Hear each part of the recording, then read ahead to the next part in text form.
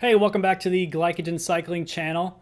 So, as some of you may know, I've taken the last 2 weeks completely off the bike. Why have I done that? Basically, I was feeling really just kind of burnt out, not really super motivated to ride, and I feel like I just need to take some time off to reset.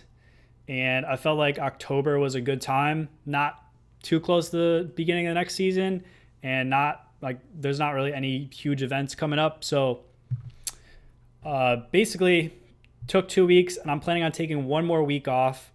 And honestly, after the first week, I was like, dude, this is kind of nice. I don't want to ride. But now going into week three, I'm like, all right, I want to get out and ride my bike a little bit. So I think it's definitely been helpful. And I've been super motivated over the last couple days. So one, I want to make this video to show you guys what I've been working on, this workout plan. And two, if you haven't noticed, I started hanging up the race wall. And three, which is me going completely all into next season, is I bought a new bike today. And you'll definitely hear more about that and a complete review on what I bought in the coming weeks. But what I want to talk about today is the Glycogen Cycling Workout Plan 2020. So what is this? What can you do, you specifically watching, can you do with this? And, how can it benefit you? But before I get into that, I just want to say, if for whatever reason the link in description to this workout plan is not working, if you're watching this in the future, please email me at glycogencycling@gmail.com and I can get you the either updated video with the latest plan, or I can just email you the link to the new plan. So without further ado, let's get into this. So right off the bat, you have some general notes. So this is saying every workout includes 15 minutes of stretching, and then I have core about 3 times a week for 15 minutes. Definitely when I do core, I notice I'm dramatically stronger the years I do it versus the years I don't. So definitely include that. And stretching sucks, but it's really beneficial. And then here in this yellow color, you have your starting 20-minute power, starting weight, and what type of measurement system you're using, such as pounds or kilograms. And then I'm going to calculate for you your starting watts per kilo. And basically this is just showing a motivation factor. How are you compared to what your current watts per kilo is? And hopefully that motivates you to keep going. So that's why I included that. And then down here are your workouts. So I broke this out by week. So each date here is the Monday of a new week. And then here are the days of the week where it has your workout for each day. And then the total duration the workouts are for the week itself. And then over here you have your type of week it is. So either it's a base period where you're just doing a lot of zone 2, or you have recovery, or you have a build period where you're building your high intensity. And then at the end of the week, you're going to record your best 20-minute, best 5-minute, best 1 minute, and max power, which you can find on your Garmin Connect. I know does it. Strava, I'm sure there's a way to find it. And I'm sure Wahoo has it as well. So yeah. So basically the first 2 blocks, every 4 week is called a block. So the first 2 blocks are your base blocks. So this has a lot of zone 2. So basically what you can sustain for a long time. I know it's kind of hard to do during the week. I don't really have that much time. So I can only do an hour and a half rides basically. And Tuesdays, I'm going to do the group ride. So that comes out to be about 2.5 hours. And then the weekends, you should have more time so you can add longer rides in. But you'll notice here the duration kind of goes up for the 3 weeks and then drops down for the recovery and then builds up again and so on. So your base block should be like kind of high hours because you're trying to build that base level of fitness. And then your build can be, they need to be a lot like higher intensity basically. So here's all your workouts and what do these workouts mean? So over here, if I scroll over, this is going to be your workouts tab. Then you're going to have core workouts, stretching, and I'll get into this all in a second. But this is going to be an ongoing process, and you guys can download this and add, your favorite workouts and such and add it to your schedule. But I like workouts that are just simple. So I can remember it in my head. I can, not have to really enter it in my Garmin, do all that crazy stuff. Actually, I've never really tried that, but I just don't feel like I like that. So 2x20s, 3x20s, sweet spot, 6x5 minutes. So if these are all super basic, but if you're completely new to a training plan, 2x20s are basically your threshold. So the way to calculate this is to do a 20-minute test. So you basically warm up and go as hard as you can possibly go for 20 minutes. And then at the end, you're going to take your average power and we're going to calculate your zones from here. So say you do 300 watts for 20 minutes. So this is going to calculate your zones based on your 20-minute power.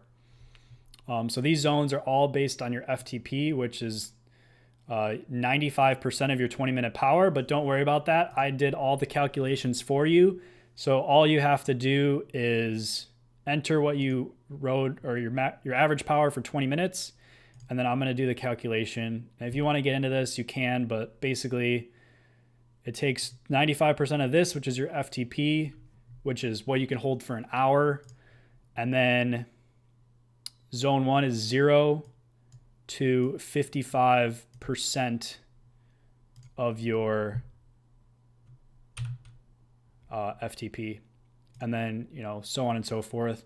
And then we get to zone 7, which is basically as hard as you can go. So until you die, that's your zone 7. So yeah, and then also you're going to notice there's some workouts like Tabatas that have 170% of FTP.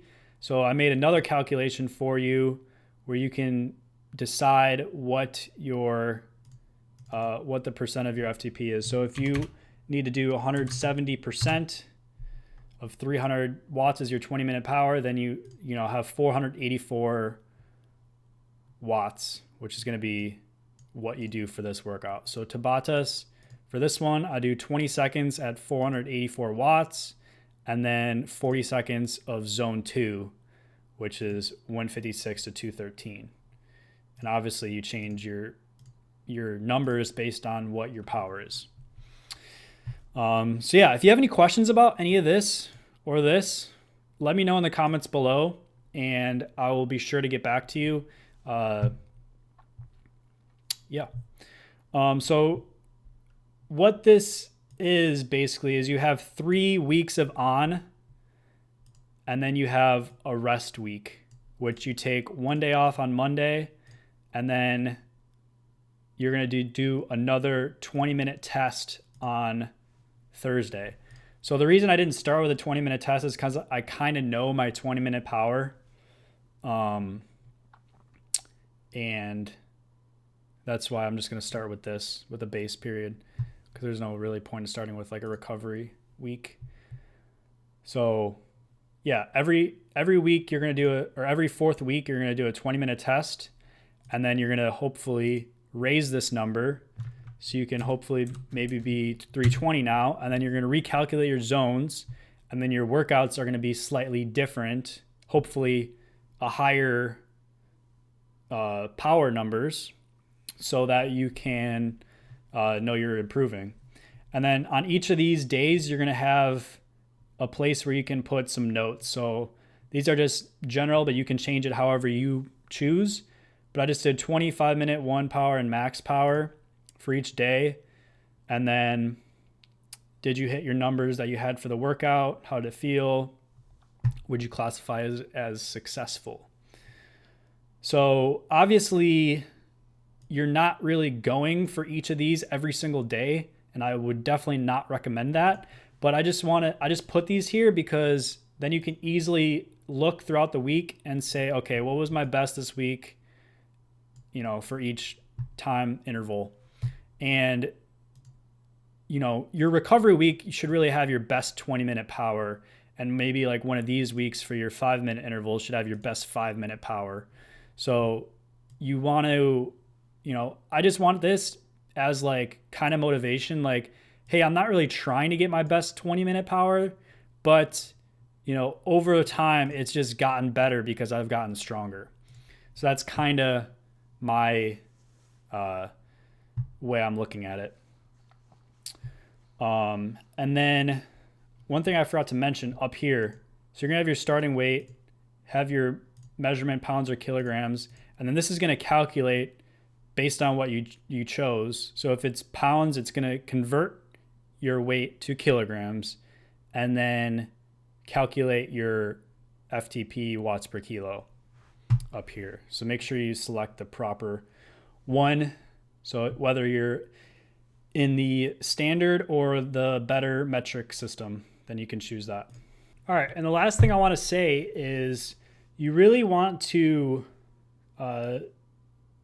build your workout plan based on where your races are going to be. So you want to choose like your A race or your event that you're actually targeting to be like your best at, and then kind of work backwards. I'm starting in the end of October, so I kind of just like started, but there's some races in February and January, which I want to have like my first peak for. And that's what I'm, kind of building towards, but not with like a specific date. But if you have a specific date that you want to be your best at, usually you start there and work backwards to, the current date. So hopefully this video helped you guys out. And if it did, make sure you leave a like and subscribe because, we have some exciting videos coming up, including, as I was saying earlier, a new bike video. So if you want to see what bike I bought and if you want to see a review on it, make sure you hit that subscribe button and it'll be good. So, and one last thing, I know I mentioned this earlier in the video, but if that link for whatever reason is not working, feel free to send me an email and I'll get you the latest copy. Any questions, let me know in the comments and I'll see you in the next video.